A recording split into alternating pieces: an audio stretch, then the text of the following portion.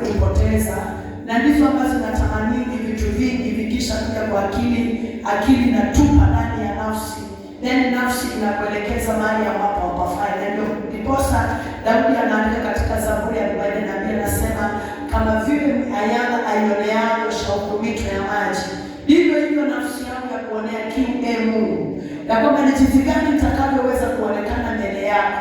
Anajiuliza kwa nafsi yake inamshuhudia ya kwamba anatamani kama vile ayala anavyotamani mito ya maji, kwamba nafsi yake iwe tayari kila wakati kupokea, kushuka, kumtamani Mungu na kupokea yale ambayo Mungu anataka kwenye maisha. Haleluya. Kwa hivyo nafsi inaweza kutupa uhai, inaweza kutupa maisha, mradi wewe umeruhusu nafsi yako kumtafuta Bwana, nafsi yako kufanya maombi, nafsi yako kujiachilia kwa Kristo. Nafsi yako ndiyo nchi linakontroli maisha yako. Maana nafsi ndio tunasema, hii sauti unasikia ikisema si mwili, ni nafsi ndio inazungumza. Kwa hivyo nafsi yako inaweza nipa uhai, inaweza nipa tumaini. Hii nafsi yako inaweza ikanipoteza, inaweza kuninyima kitu ambacho ningekipata kwenye maisha. Haleluya. Kwa hivyo tumefundishwa asubuhi, wewe kama umekosa kuja kujua vile ambavyo unaweza kulinda nafsi yako, ngoja hoje ndiena, kwa sababu wakati tunafundishwa jinsi ya kulinda nafsi zetu, wewe haujakuwepo.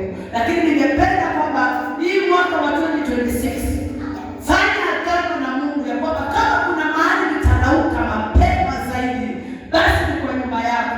Nitakuja madhabahuni mwako mapema, ili kwamba uchunga unapoanza utajua kwamba foundation imechimbwa wapi. Usikuja kama foundation imefunikwa. Maana utajua pale chini tumeweka nini. Hautakuwa na uhakika na kile tunafanya. Lakini ukikuja mapema itakusaidia kwamba tunapoweka msingi wa ibada ya siku, wewe pia utakuwa unaweka msingi wako. So tukijenga, tukipanda, tukienda juu, ukitoka hapa uko strong. Amen. Haleluya. Amen. Kwa hivyo nitakusihi kwamba wewe ambao umekuja saa hii kwa ibada ya pili, jaribu sana hii Jumapili ijayo uje kwa ibada ya mapema. Iwe ibada ya kwanza, iwe ya kwako. Kwa hivyo tunazungumzia kuhusu maombi. Kitabu ni cha Mwanzo mlango wake wa 32, Genesis chapter 32 verses 9. Genesis 32 verses 9. Iko na muda mchache na sina haraka. The Bible says, Jacob said, "O God of my father Abraham and God of my father Isaac, the Lord who said to me, return to your country and to your people, and I will do you good." Amen. Verse 10, I am not worthy of the least of all the mercy and loving kindness, all the faithfulness which you have shown a servant, for with my staff I passed Jordan long ago, and I have become two companies.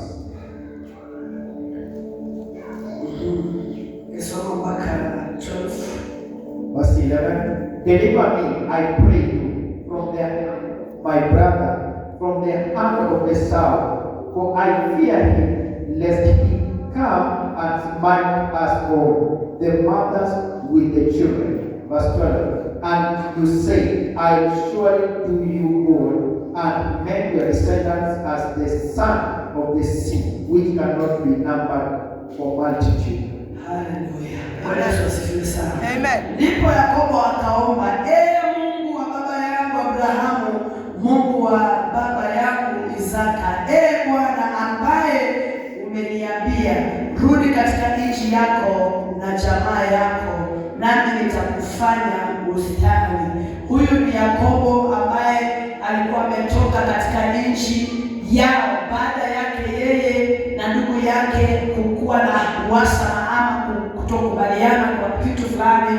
Baada ya kuchukua firstborn, akawa amechukua ile kitu na akatoka akaenda kuishi kwa mko yake Laban.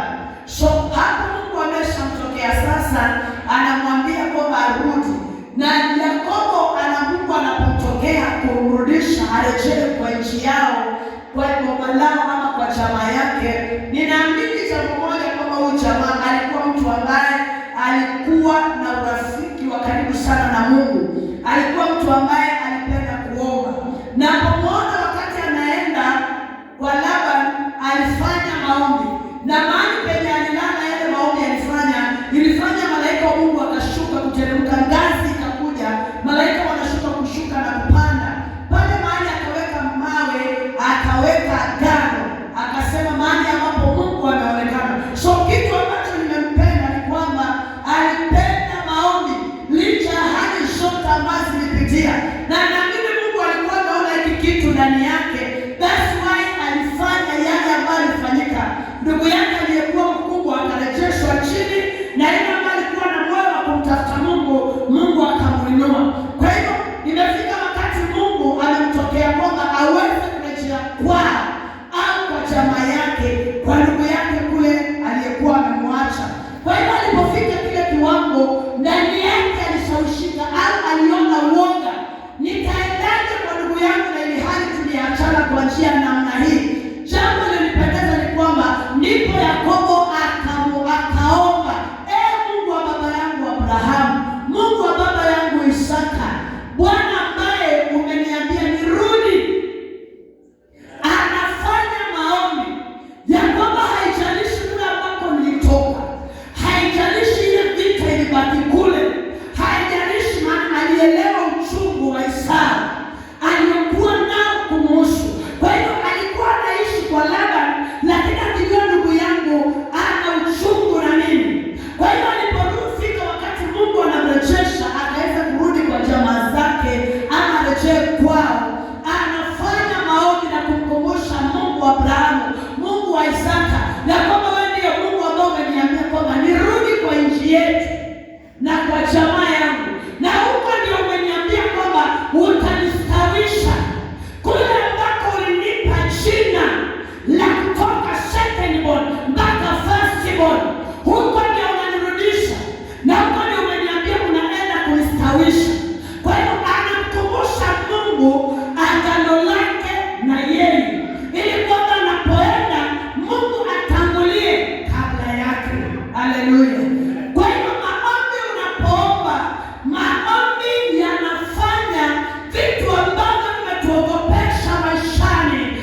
Bwana unapomkumbusha Mungu ya kwamba hapa ndipo umeniahidi utanibariki, hapa ndipo umeniahidi nitakaa, hapa ndipo umeniahidi nitastawi, hapa ndipo umeniahidi nitaongezeka. Haijalishi hali ya kuogopesha maishani, unaweza igeuza kwa sababu ya maombi. Haleluya! Maombi alipoomba yaligeuza moyo wa nduguye. Alipofanya maombi yaligeuza moyo, ile hasira ya ndugu yake. In fact, maombi yaligonga moyo wa Esau. Hata alipotuma wajumbe au watumishi watangulie kuenda, waende wakaongee na ndugu yake, maombi yalikuwa tayari yameenda kabla ya watumishi. Maombi yakatangulia, walipoonekana na wakasema tumetuma na bwana wetu Yakobo. Naamini kwamba maombi aliposhikia Yakobo, ndugu yangu aliyepotea, maana kuna kitu pia kilikuwa kimepotea kwa Esau, na huyo ndugu ndiye alikuwa nacho. Maana wakati Yakobo anapewa baraka ya Esau, anaambiwa kwamba yeye mdogo mkubwa atamtumikia yule mdogo. Kwa hivyo kuna kitu ambacho kilikuwa kimekosekana kwa Esau. That's why anaposikia kwamba anakuja, hajaliweka furugu, kwa sababu maombi tayari alikuwa ameangusha ile roho ya uchungu, ile roho ya hasira. Maombi yanaweza badilisha. Pengine kuna mtu mahali mlikosana na yeye, unapokuja kwa maombi ukajiachia, kamwita Mungu wa mbingu na nchi, kamwambia Bwana ambaye amekuokoa na kwamba fanya mabadiliko kule, unapoenda kumiti na huyo mtu au kutana na yeye, utaona nia yake imebadilika, utaona moyo wake umeshuka, utaona roho ya msamaha, utaona roho ya upendo ikitokea ndani ya ndugu yako au ndani ya dada yako. Haleluya! Kwa hivyo jamaa aliomba kwa Mungu, akamwambia kwamba Bwana umeniambia nirudi kwa jamaa yangu, na umeniambia utanifanya kwamba nistawi.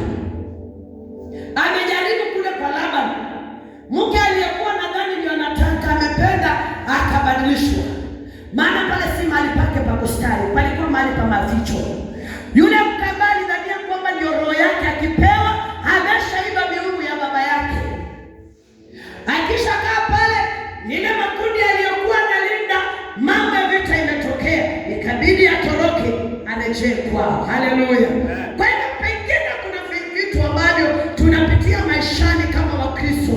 Kuna sehemu nyingi ambazo wengine tunazilazimisha tukaweza kukaa pale Mungu anataka atubariki, na pengine pale si mahali ambapo Mungu anataka kutubariki. Mungu hataki kutuinua katika sehemu fulani. Ni vizuri ufanye maombi, umwambie Bwana, nataka unifungue macho, unionyeshe haswa ni kitu gani ambacho kinaweza fanyika kwangu, au ni sehemu gani naweza nikakaa Bwana ukaweza kunibariki. Naweza kuwa unakaa mahali unang'ang'ana, unakaa mahali hauoni kuongezeka, unakaa mahali unaona maisha hayasongi, unakaa mahali vitu haviendi sawa. Ni vyema kutafuta uso wa Bwana, kumuita Mungu, mwambie Bwana, wewe uliyeniokoa, uliniahidi kwamba utakwenda mbele yangu, umeniahidi kwamba utanibariki. Bwana, nionyeshe sehemu ya mafanikio ya maisha yangu. Maana nabii Yakobo alifika mahali moyo wake ulitamani atoke sasa kwa Laba, na ni maombi ndiyo aliyosafanya kwamba atoke pale. Maana uchawi ule alikuwa amekula, alikuwa ameoa pale, alikuwa ameuoga na alikuwa ameishi katika ile maeneo, lakini maombi aliyoomba, madhabahu aliyokuwa ameinua yalikuwa bado yanachochewa na maombi. Bwana asifiwe sana. Kwa hivyo ni vizuri sana kama Mkristo, pengine unakaa mahali na unang'ang'ana, unateseka mahali, kuna vitu haviendi sawa, unang'ang'ana na kitu fulani ukifanya, hicho kitu pengine si hapo ama sio ndio hicho. Omba Mungu akuonyeshe ni kitu gani ambacho naweza nikakifanya Bwana, ili mafanikio yangu yakatokezee. Haleluya. Kitu nampenda Mungu naye ni moja. Alipoumba mwanadamu kwa mfano wake na kwa sura yake, Genesis 1:26 akaumba mwanaume na akamuumba mwanamke. 28 Mungu akawabariki hao watu, akawaambia nendeni mzaane muongezeke. Mungu amebariki kila mtu. Haleluya. Kwa hiyo kuna uwezekano tunang'ang'ana kwa vitu vingine, tunang'ang'ana, tunafuatilia vitu vingine, tunang'ang'ana kuvifanya na hakuna mafanikio. Mungu anataka wewe kama Mkristo, tu ambaye unamjua Mungu, mtafute Bwana, muombe. Yakobo anatolewa kwa Laban, Bwana anamrejesha kwa jamaa yake, anamrejesha kwa nchi yao, maana Mungu huko ndiye amemwambia atambariki. Haleluya. Hata kama ulikosana na watu mahali ulitoka, huko ndio kuna mafanikio yako. Nakumbuka siku moja tulipotoka Deliverance tukaenda hapa Emazuri kwa KNG. Tulishiriki hapo mwaka mmoja. Na kutoka kule tulitoka hapo, kuna venye kati ya mchungaji na mchungaji wetu walienda crusade na vyombo zilikuwa ndio kama hii na ile. Crusade nataka vyombo vikubwa. So mchungaji akawa analazimisha technician wake kama Addison ongeza volume. Sasa Addison anaambia mchungaji hapana, ambaye ni timu, mchungaji, hii nikiongeza hapa ni crusade, na hizi vyombo ni vya ndani, nikiongeza juu pastor vitachome. Nimesema mimi ndio nilinunua vyombo, ongeza volume. Sasa utafanyaje? Utaongeza? So ile kuongeza volume, vyombo vikachomeka. Vyombo vilivyochomeka, mchungaji akaharasi technician wake hapo tu saa hiyo.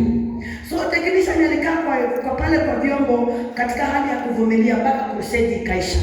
Lakini watu wanamwangalia kinyosha vidole, yeye aliyechoma speaker. Zingine zimeenda kuchukuliwa, sasa speaker karibu 2 ndio zinafanya, zingine 3 zimechomeka.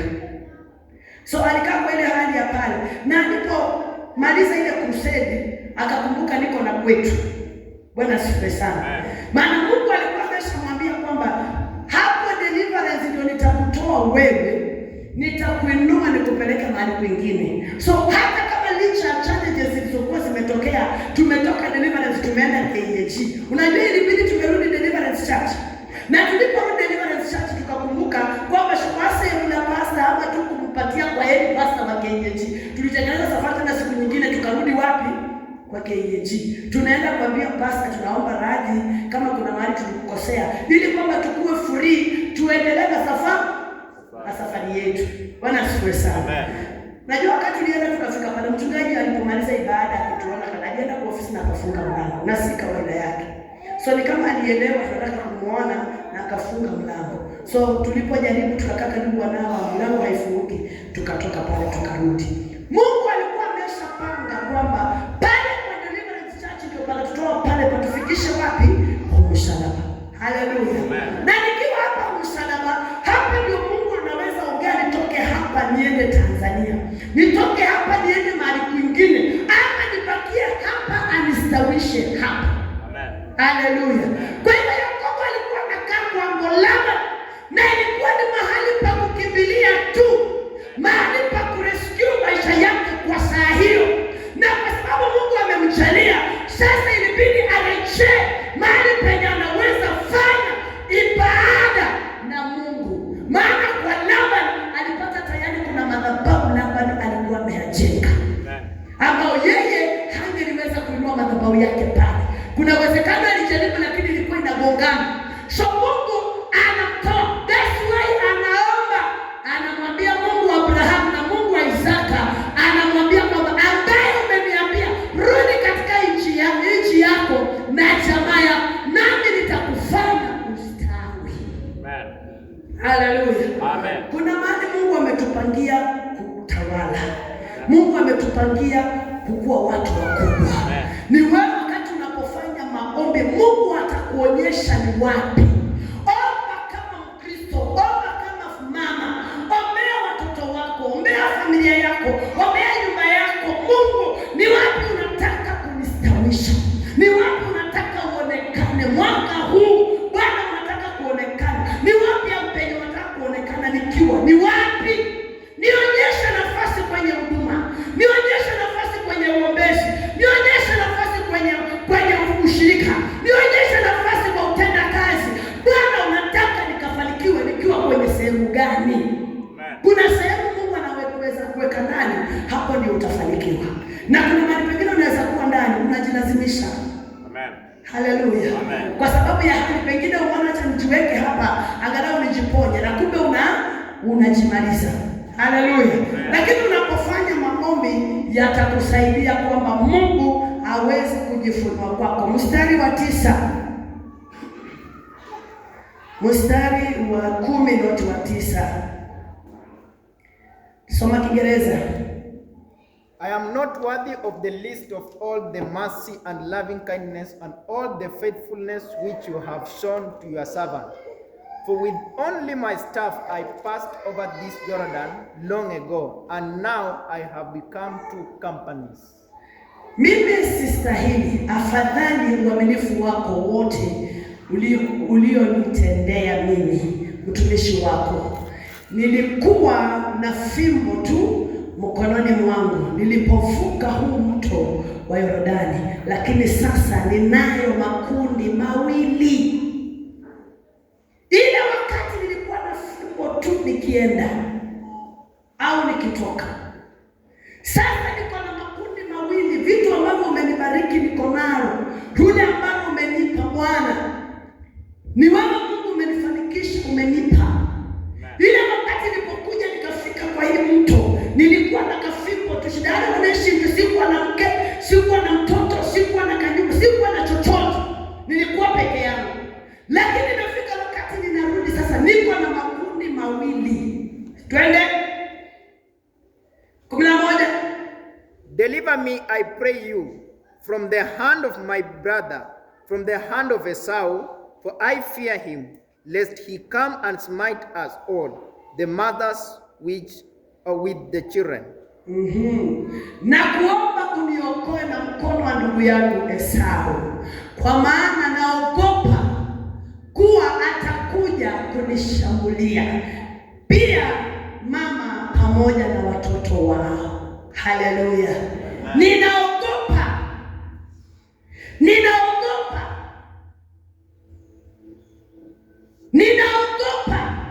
Anafanya maombi, anamkumbusha Mungu ya kwamba ni Mungu wa Abrahamu, Mungu wa Isaka,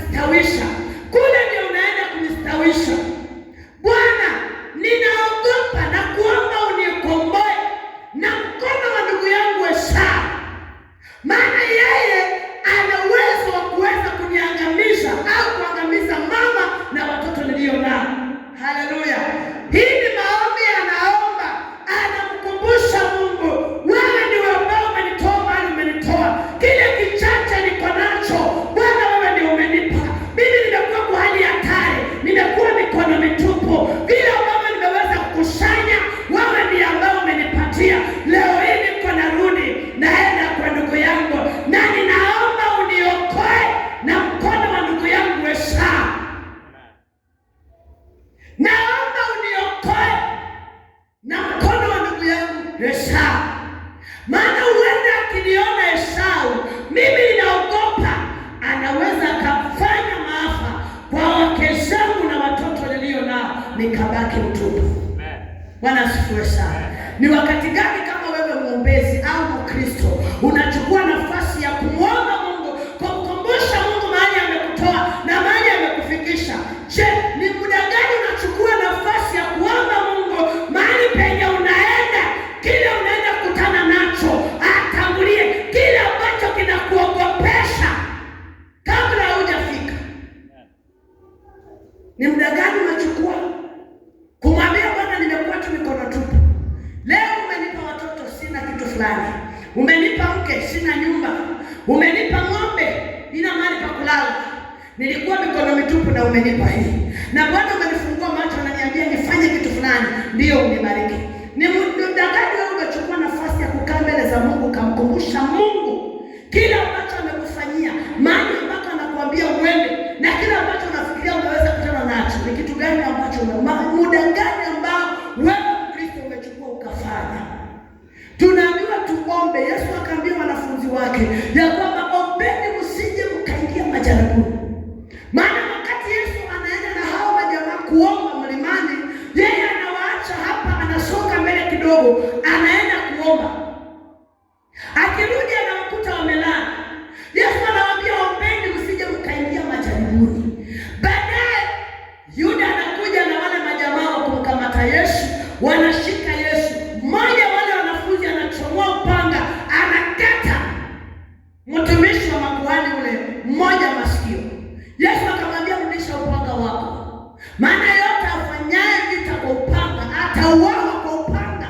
Hatufanyi vita kimwili, hatung'ang'ani kimwili, hatukabiliani na hali kimwili. Hapana, tunafanya vita vya kiroho. Tunafanya vita na ile hali ambayo unasikia ndani yako inakuogopesha, kule ambako unaambiwa uende, kile ambacho unafikiria kwamba ukakifanya maishani na kinakuogopesha. Hicho ndicho unastahili kumwomba Mungu.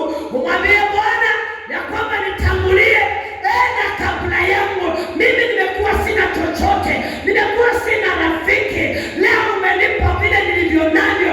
Bwana, ninaomba kule ninakoenda, hata kama nasikia watu wanakufa au watu wanashindwa, Bwana naomba uende kabla yangu.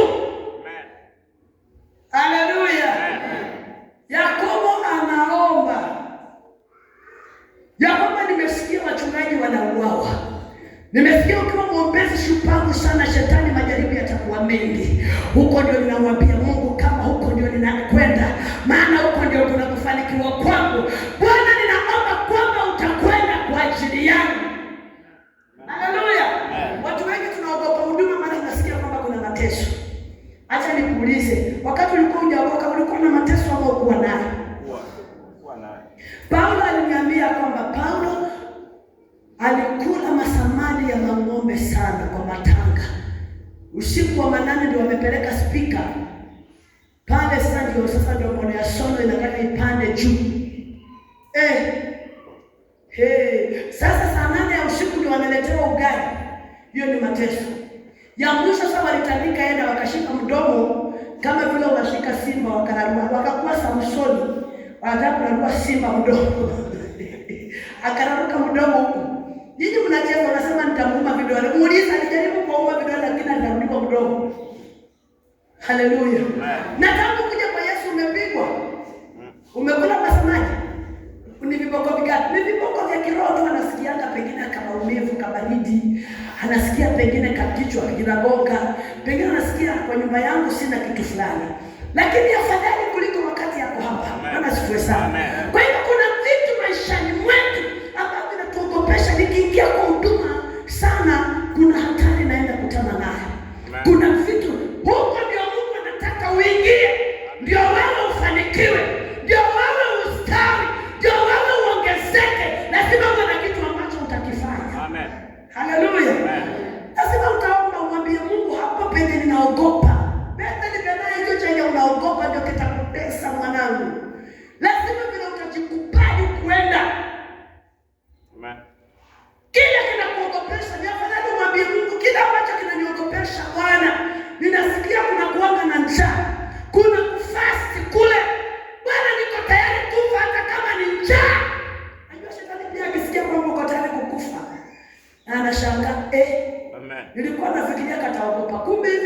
umejipanga. Amen. Haleluya. Amen. Lazima wewe ufike mahali kwamba wewe uamue. Yakobo anaomba, maana anajua kwamba ndugu yake anaogopa kuwa atakuja kunishambulia pia na mama na pamoja na watoto wao. Kwa kile ambacho nimekifanya, kuna vitu ambavyo tulivifanya wakati tulikuwa tujaokoka. Kuna vitu ambavyo tulifanya katika historia ya zamani. Kuna vitu ambavyo tulivihusika kule nyuma ambako tumetoka. Kabla havijakuja kushambulia maisha yako, vinakuogopesha. Hivyo ndio vitu utakayokabiliana navyo katika ulimwengu wa roho. Mwambie Mungu ya kwamba kila ambacho nikifanya pengine ilikuwa ni upumbavu wangu, ilikuwa ni kwa ujinga, na pengine ilikuwa ni kwa faida ya kwamba Mungu anataka kuninua kutoka pale, niwe na roho ya kusongelea. Amen. Haleluya. Amen. Niwe na roho ya kusongelea, nikujue. Maana kama Yakobo hangelikosana ndugu yake, hangelijua Mungu anaweza shukisha ngazi, malaika wakashukanga wakipanda, kama amelala kwa jangwa pale kwa mawe, hangejua. Lakini Mungu alifanya hivyo ndio aanze kujua. Hata akiendana kwa madhabahu, ilikuwa ni madhabahu ya nyuma, mama yake ilikuwa na wavuta, ilikuwa ni wakosanisha wauane, lakini Mungu akamtoa. Amen. Kuna vitu ambavyo vinakukopesha, vitu ambavyo tulifanya zamani, pengine vinakutishia maisha. Hizo ndio vitu utakana ukabiliana navyo. Kweli wewe vitu utanisukuma kuomba, utanisukuma kumtafuta Bwana, utanisukuma kukaa miguuni kwa Kristo. Twende 12. And you said, I'll surely do you good and make your descendants as the sand of the sea, which cannot be numbered for multitude. Anasema lakini umekwisha sema, hakika nitakufanya ustawi na kufanya uzao wako kuwa mwingi kama mchanga wa baharini. Mungu umekwisha kusema. Amen. Mungu umekwisha kusema ya kwamba wewe mwenyewe umeniambia utanifanya nistawi, utanifanya niongezeke, na umeniahidi kwamba uzao wa tumbo langu ambao nimewazaa wanangu, umeniambia utawafanya wawe wengi kama mchanga wa baharini ambao hauwezi kuhesabika. Amen. Haleluya. Amen. Bwana asifiwe sana. Amen. Maombi yako wakati unapitia hali, unamkumbushanga Mungu. Bwana, kuna wakati mwingine unakujanga mbele za Mungu, unaomba, unaugua, unapiga maombi, unaambia Bwana, umeniahidi, umeniambia nitaona uzima wa milele, umeniambia hata kama mateso ni mengi, umeniambia Bwana utaniokoa, umeniambia ndio atakuja kwa njia moja, watasikata kwa njia 7. Bwana, umeniambia utakwenda mbele yangu. Unafanya maombi aina hiyo. Maombi haya ni kumkumbusha Mungu vitu ambavyo amevisema kwenye maisha yako. Bwana ameshakuahidi utakuwa nabii. Ni wewe kukatalia kumwambia Bwana, hata kama kuna yumbayumbishwa nafsi yangu na maisha yangu, nafika mahali nakata tamaa kwamba sitasonga. Umeshasema mwenyewe, Bwana, lazima nitakuwa kile ambacho unataka nikakuwe maishani. Haleluya. Unamkumbusha Mungu. Kuna wakati mwingine maombi inaweza potea, lakini unapokuja kanisani hapa nikipiga pale magoti naanza kumkumbusha Mungu, ama nakumbuka nabii mmoja ameweka mkono juu yangu, ananiambia pokea kipawa cha uchungaji. Ndani yangu nasema kipawa cha uchungaji sitaki, nataka kipawa cha uinjilisti. Akaniambia umefunga roho yako. Mungu anakuita kwa kipawa cha uchungaji mama, funga roho yako dadangu. Na kufika pale pengine challenge imeinuka, hali imekuwa nyingine, na kukumbusha Mungu sasa. Bwana, angalia maisha, angalia hali niliyo ndani. Ulisema mwenyewe ya kwamba unanipa hii nafasi. Ulisema mwenyewe ya kwamba unanipandisha mahali hapa. Ulisema mwenyewe ya kwamba utakwenda na mimi. Napofika pale machozi yanakuja, moyo wangu unaruka kama viraka, unamwagika na kukua kuyeyuka mbele za Bwana. Namwambia Mungu, hali haitanitoa kwako. Hata kama ushuhuda utabadilika, sitaondoka. Hata kama watu wataniacha, sitakuondoka. Bwana, hata kama dunia itanikataa, mimi na Yesu tu pamoja. Hata kama nitakosa rafiki anaweza kafa, nikaenda kumtembelea, nikapata bado ni kaburi, nisimuone tena, lakini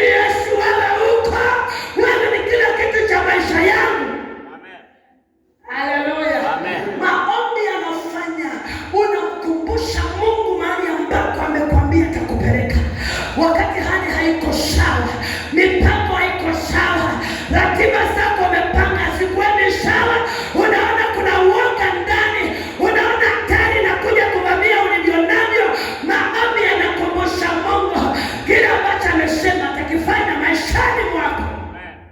Yakobo anamkumbusha Mungu na kwamba mwenyewe ulisema, ukishasema hakika utanifanya nistawi.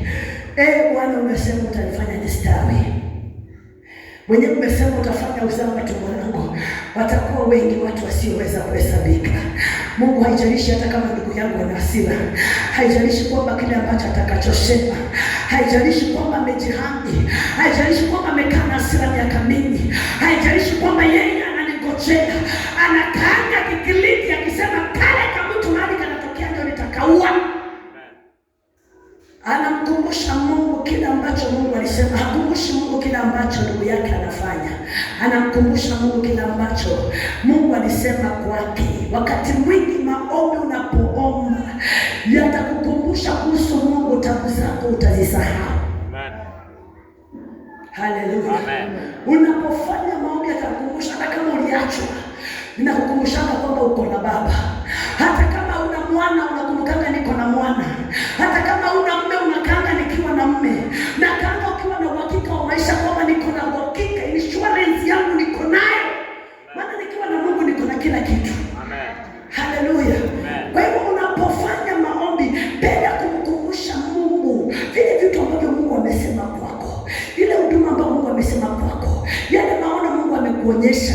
Ile ndoto ambayo umekuwa nayo. Vile vitu ambavyo unasikia ndani yako kwamba ukavifanya. Mkumbushe Mungu, acha kuangalia kwa hali. Usiangalie kwa ugonjwa, usiangalie kwa umaskini, usiangalie kwa hali ambazo unapitia leo. Kesho yako Mungu ndiye ako nayo. Na anajua kile ambacho anakipanga zaidi ya kile ambacho unapanga. Anasema njia zetu sio njia zake. Mipango yake kwetu si mipango yake. Yetu sio ndio yake. Yeye ana mipango maalum anayepanga kwa ajili yetu. Haleluya. Bwana kisha sema ndio, hakuna wa kupinga. Wanadamu ni nani aseme hapana, ikiwa Bwana Yesu asema ndio. Wanadamu ni nani aseme hapana. Haleluya. Amen. Bwana akiweka tiki ameweka. Amen. Hata kama mimi sio first born kwetu, Bwana akiweka tiki ni mimi. Hata kama mimi sikufaa kwa kwetu, maana sikusoma, wengine waliosoma Bwana akiweka nyuma, akichukua mpumbavu akiweka mbele ameshaweka. Hata kama mimi sina nyuma, pengine sijui sina mwili wa kuvaa vizuri, lakini Bwana akinichukua na ile ufupi wangu akaniwekea kashepo yake, Bwana ameshasema ndio. Hata wale wanaosema ni kadogo bali watakuja kunisalimia kusema tunaona kitu cha utofauti kwako. Maana Mungu akishasema amesema. Amen. Haleluya. Amen. Maana Mungu alikuwa ameshamuinua Yakobo juu ya Esau. Kwa sababu Esau mwenyewe alishauza uzaliwa wake wa kwanza kwa chakula. Amen. Kwa hiyo kwa sababu alikuwa ameshauza, baba yake Isaka akapatia baraka kwa Yakobo, atakuwa mkubwa kwa Esau. Esau hangekuwa na chochote cha kupinga. Amen. Bwana asifiwe sana. Amen. Mtu anasema sisi ndio tuko hapo, kwa hiyo familia wewe ndio uko. Amen. Hapo kwa jamii wewe ndio uko. Bwana asifiwe sana. Amen. Hapo mimi ndio niko. Na nikiwa pale sina hofu. Nikiwa pale sina shaka. Nikiwa sasa zingine ukiulizwa maswali yenye hujui kujibu, acha kujiumauma na kujibu watu vibaya. Ati mimi ni mdogo, sasa mimi mnaniuliza mnani. Mungu amekuweka hapo. Hapo. Kama ujiwaambia kwamba niachie nafasi, uliza ushauri. Naweza fanyaje hapa na hapo, jamii yangu nataka nifanye hivi na nisaidie, nifanye nini? Wacha kuwa mjinga, unakuwa na mwerevu saa hiyo. Bwana ameshakuweka hapa, amekuinua, ujui kwa nini? Anataka adhirike kupitia kwako. Amen. Apatikane kupitia wewe. Ashukuru hiyo jamii kupitia kwako. Amen. Haleluya. Amen. Yakobo hakujalishwa ya kwamba anaweza sasa anza kutazama vitu ambavyo vilipita. Anamkumbusha Mungu kile ambacho amesema. Ndio naogopa, lakini Mungu kile ambacho umesema kwangu Kila ambacho umeniambia, hicho ndio kitu ambacho mimi ninakishikilia. 2 Samuel, 1 Samuel chapter 2 verse 1.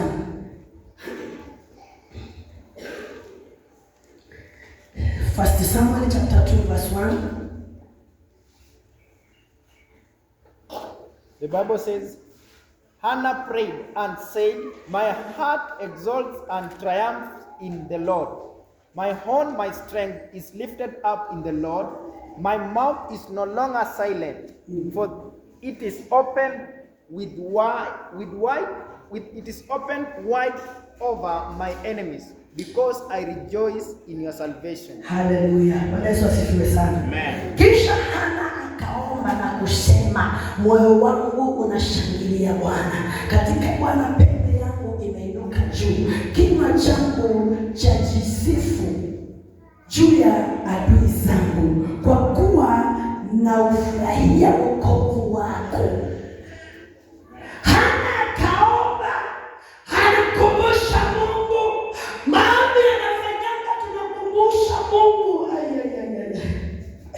Maombi yanafanya tunakumbusha Mungu. Kama Mama Eunice maombi yake inafaa kama ameshindwa, amefika mahali kwa mpaka, anaambia Mungu, nilikuwa nimekuwa kipofu kwa hii nyumba ya Lumumba. Mungu, sikuwa na mtu ambaye angekuja kuniokoa. Bwana uliniokoa hapa. Wewe wameenda operation ya macho ya Kampeni. Mimi ni nani hata Bwana ukanitendea? Haleluya. Hana anamkumbusha Mungu. Kisha Hana akaomba na kusema, moyo wangu washangilia katika Bwana. Maana mama aliyekuwa tasa, aliyejulikana historia yake ilitambulika. Kama vile mnavyokujana hapa kanisani, kila mtu anaonana mwingine. Pengine unaonana mwenzako akiwa na udhaifu, ni mgonjwa, au unamwonana akiwa na mavazi hafifu, au unamwonana mapato yake ni kidogo, au unamwonana akiwa na shida fulani. Tunajuana. Kwa hivyo hata historia yake ilikuwa inatambulika na ilikuwa inajulikana vile anavyokaa ni mwanamke. Watu walikuwa wanamjua kama mwanamke tasa aliye na uchungu. Mume wake ameoa mke mwingine. Huyu mwanamke anakaanga lakini ana uchungu ndani ya roho. Anamkumbusha Mungu. Maandiko yanasema Hana akaomba na kusema, moyo wangu washangilia katika Bwana. Mwanamke ambaye alikuwa katika hali ya uchungu, maombi yanaleta shangwe, yanaleta kusherehekea, yanaleta kufurahisha ama kufurahika ndani ya Bwana. Unapoomba vitu vingine vikibadilika, historia yako inabadilika, maisha yako yanabadilika. Watu waliokujua wamesema kwamba huyo haongeani. Huyu mtu haongeani. Haongeani kwa sababu ya shida zenye uko nayo. Lakini unapofanya maombi, Mungu alikutoa mahali pale akuweke mahali pengine. Utaongea mwenzangu. Utaongea. Watu wanaongea, unawasoma, unawasoma, ukimaliza unainua mkono, sema hata mimi niko na kusema. Ukiongea unaongea busara, maana unaongea kile ambacho Mungu amefanya. Haleluya. Unaongea kitu ambacho ni uhakika, unaongea kitu ambacho ni point. Watu wengine hatuna kitu cha kuongea kwa sababu tunapayuka na kuna kitu ambacho uko nacho chenye unaweza onyesha watu. Lakini kama uko na kitu chenye wanazungumzia na utoe pointi yako, watu watakuheshimu, maana wewe unaongea kitu ambacho wanakiona uko nacho. Bwana asifiwe sana. Kwa hivyo Hana alipofungua kinywa chake mbele za Mungu, anaomba na kusema, moyo wangu wamshangilia Bwana. Katika Bwana pembe yangu imeinuliwa juu. Nilikuwa nimepigwa kwa sababu ya hali, lakini maombi ambayo nimeomba, pembe yangu imeinuka juu. Maombi yanainua mtu ambaye hakukuwa kitu anakuwa kitu. Yule mtu ambaye hakujulikana anajulikana. Yule mtu ambaye hakuheshimika anaheshimika. Yule mtu ambaye hakubalika anakubalika. Maombi yanafungua maisha ya mtu, yanatoa ile ukungu ambayo unakaa kwa maisha yako. Sawa. Omba. Omba. Haijalishi hali leo ni tafu. Haijalishi mapato ni hafifu. Haijalishi unakaa hivi bado unajiuliza na kesho yangu itakuwaje. Haijalishi unakaa hivi bado unajiuliza bwana, mimi ndio nimelaniwa kwa nyumba yetu, na nyumba yetu ndio laana yote ya Mungu iliangukia. Hata kama laana ya Mungu yote iliangukia, bwana umeokoka, umetoka kwa hiyo familia. Mungu anataka ajitukuze kupitia kwako kwa hiyo familia. Wewe ndio njia ya Mungu kufika kwa hiyo familia. Haleluya. Hana kwanza venye anaweza pita mbele ya wanawake wengine, amebeba kama mwana wake, amebeba kama mama wake, amebeba kama mwero wake, ananyonyesha akitembea mbele ya watu akionyesha kama kwamba yeye anaweza kuwa mama. Lakini sasa anasema kwamba pembe yangu imeinuka katika Bwana. Bwana asifiwe sana. Mwanamke aliyekuwa tu anakaa akifuata bwanake nyuma, akishika watoto anashika watoto wa wengine, akitembea akipika chakula kati watoto wa wengine, akihitaji maji kama ni mgonjwa aite watoto wa wengine, akitaka mtu akutuma kwa duka atuna mtoto wa mtu mwingine. Lakini kwa sababu ya maombi anakumbusha, anasema kwamba moyo wangu washangilia katika Bwana, katika Bwana pembe yangu imeinuka. Maombi yatakuinua. Maombi yatakuinua. Maombi usitaki mtu akwambie omba. Vile tumekumbushwa na mchungaji ya kwamba usingojee mwanaume akwambie usiku wa manane amka tuombe. Jacinta, Biblia usingoje Amos. Elizabeth usingoje Peter. Kea usingoje ndiye atakwambia amka tuombe kwa hii nyumba. Hiyo nyumba wewe amka wewe na Mungu. Wewe ndio unajua hali unapitia kwa hiyo nyumba ambayo iko sawa. Niliwaambia kwa mimi najua hata uchungu. Unaweza kuwa muolewa unakaa kwa ndoa, lakini hata mume wako uonangi mapenzi yake kwako. Hakuna siku ana appreciate kitu unafanya. Hakuna siku mpaka unajiulizana na hapa duniani nani mtu mwenye atawahi sema kwamba mimi nafanya vizuri. Yaani unakaa tu maisha ambayo unajihuzunika, huzuni mingi na uchungu unajiuliza, kwani hii dunia mimi nitawahi pata mtu kama unapenda kana hata anapata yeye anaona kitu kizuri kifanya. Usipigane. Ni spirit iko kwako ya kukuinamisha. Wakati unaingia kwenye maombi ukiomba, Bwana atafanya pembe yako itainuka juu. Huyo mali ya kudharau, hiyo familia ya kudharau, hiyo jamii ya kudharau, taifa ya kudharau, wataona kitu kwa maisha yako na watasema huyu mtu kwani tumemuona na Mungu, na utaona maisha yako yakibadilika. Wale watu ambao walikataa kusalimia watakusalimia tu. Bwana asifiwe sana. Amen. Sasa ingine mimi nikienda mahali siku hizi hata usiponisalimia sinanga wasiwasi. Maana salamu ni nyingi, hata zingine kwa barabara utamu mtu mwenye sifuri. Habari yako mama? Habari yako madam? Habari yako msichana? Mpaka hajengana hapo msichana.